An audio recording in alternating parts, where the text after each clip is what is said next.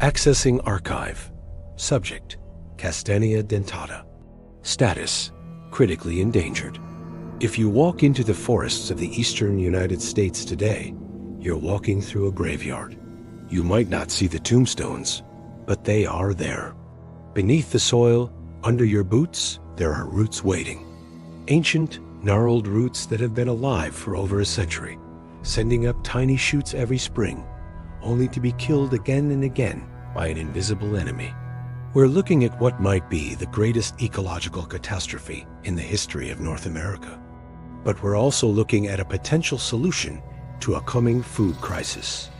Before the 20th century, there was a tree that defied the laws of modern agriculture. It was known as the Redwood of the East. It grew 100 feet tall.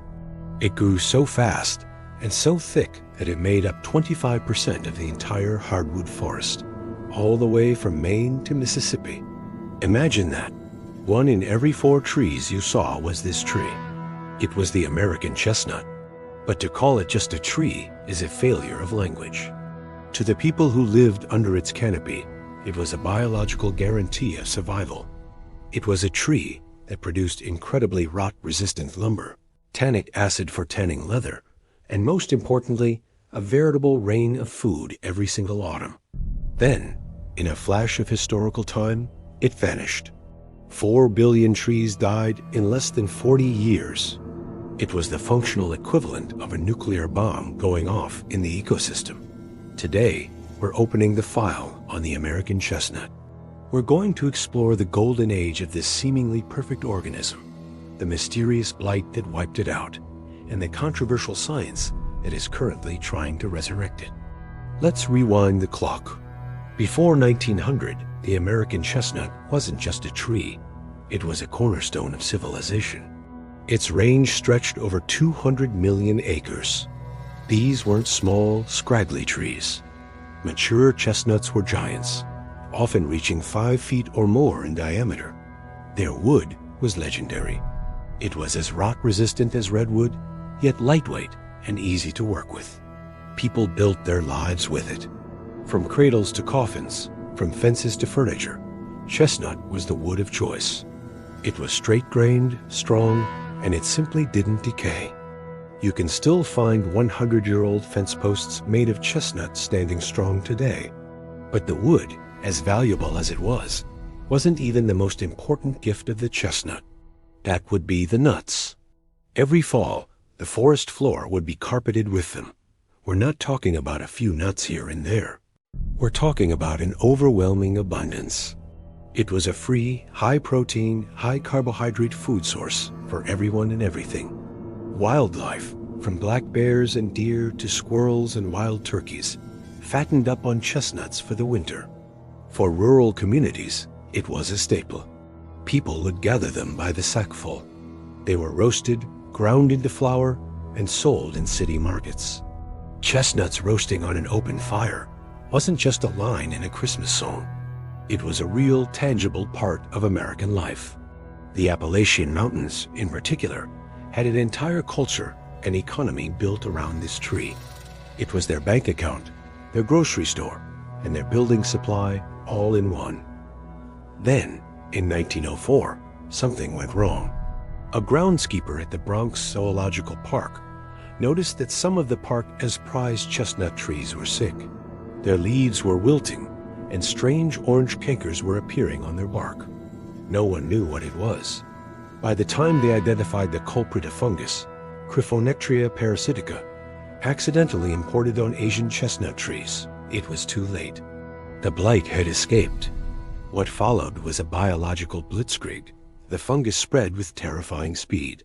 Its spores traveled on the wind, on the feet of birds, and in the fur of animals. It moved at a rate of 50 miles per year, and it was almost 100% lethal. The fungus didn't kill the roots, just the tree above ground. So the ancient root systems would survive, and they would try to fight back, sending up new sprouts.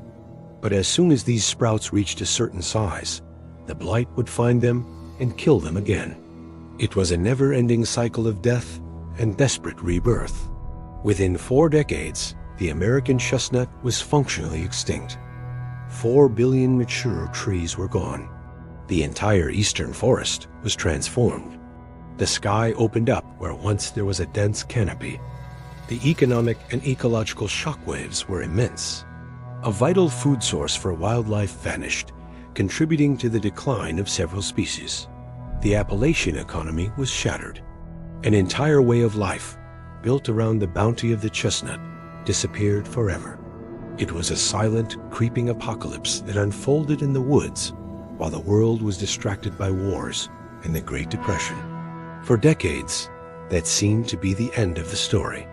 The American chestnut was relegated to history books and the memories of the elderly.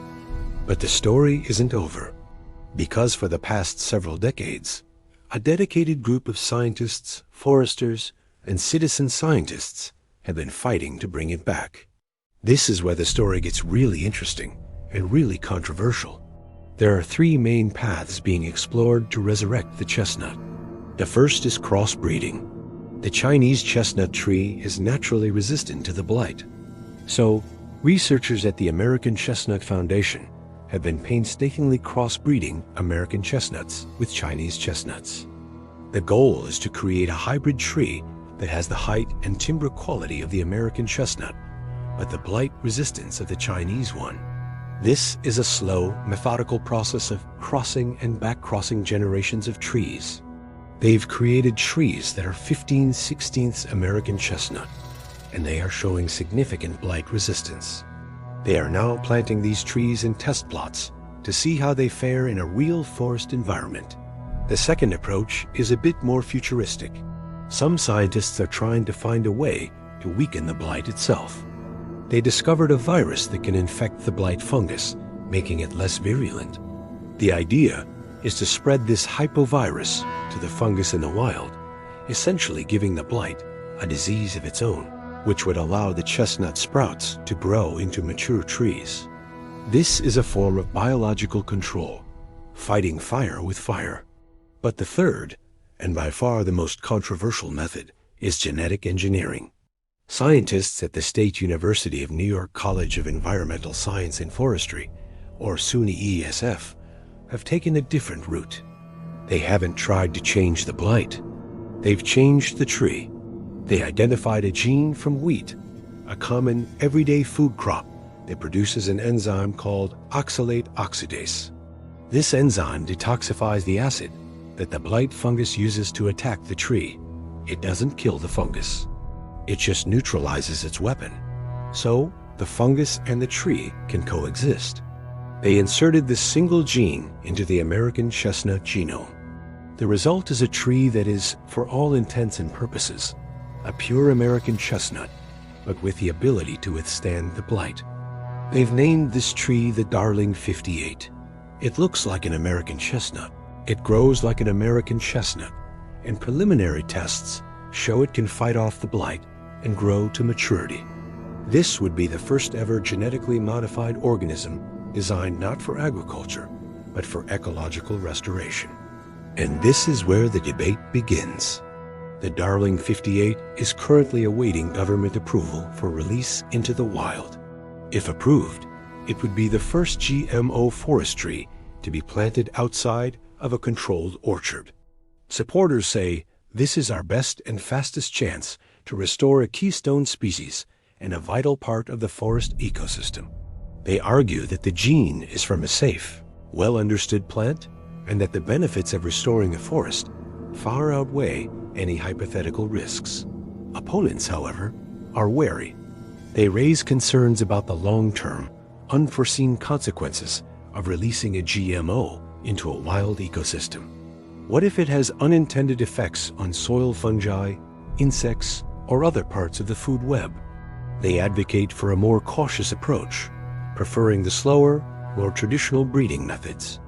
They argue that we shouldn't rush into a technological fix that we can't take back.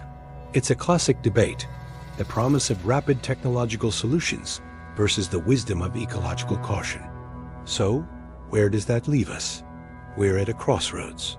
We lost a perfect tree, a tree that could provide sustainable timber and a massive amount of food without the need for tilling, fertilizers, or pesticides. The current agricultural system tells you that food must come from annual crops like corn and soy, which degrade the soil and require massive inputs. The American chestnut proves that this isn't true. It shows that food can come from a permanent, self-sustaining forest that builds soil, sequesters carbon, and supports a rich web of life. The story of the American chestnut is more than just a story about a tree. It's a story about loss, about resilience, and about the choices we face in an age of ecological crisis. It forces us to ask deep questions. What does it mean to restore an ecosystem? What risks are we willing to take? And can we, and should we, use our most advanced technology to undo the mistakes of the past? The roots are still there, waiting. They've been waiting for over a century. Whether we can give them a chance to finally reach for the sky again is a story that is still being written. The tree that could feed the world might just have a second chance if we can decide how to bring it back from the dead. You might be wondering, before we even get into how to bring back a dead tree, why should we even bother? Why would anyone spend millions of dollars and decades of research just to resurrect one single species? The answer is hiding in plain sight in its nutritional profile. Think about the nuts you eat today: walnuts, pecans, almonds. They're all great, but they're basically sources of fat. We call them oil crops. The American chestnut, however, is completely different. It's not an oil crop. It's a carbohydrate crop. If you were to analyze a chestnut, you'd find its nutritional makeup is almost identical to brown rice or wheat. It's about 80% starch, low in fat, and surprisingly high in vitamin C. Let that sink in for a moment. What does that really mean? It means the chestnut is basically corn that grows on a tree. It's wheat that you don't have to plant every year.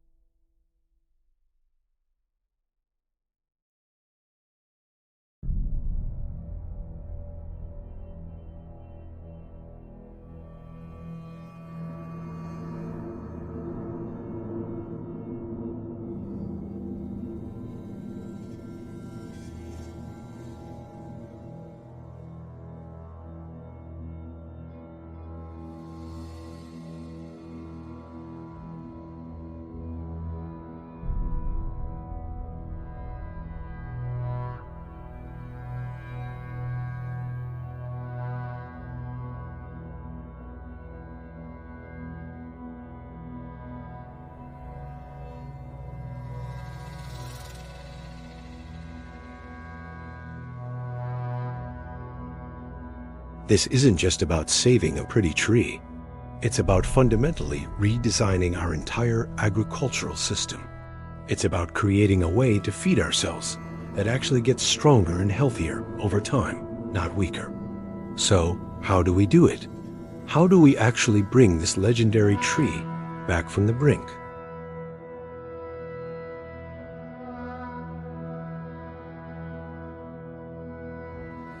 First, you have the traditionalists, led primarily by the American Chestnut Foundation. For decades, their main strategy has been something called crossbreeding.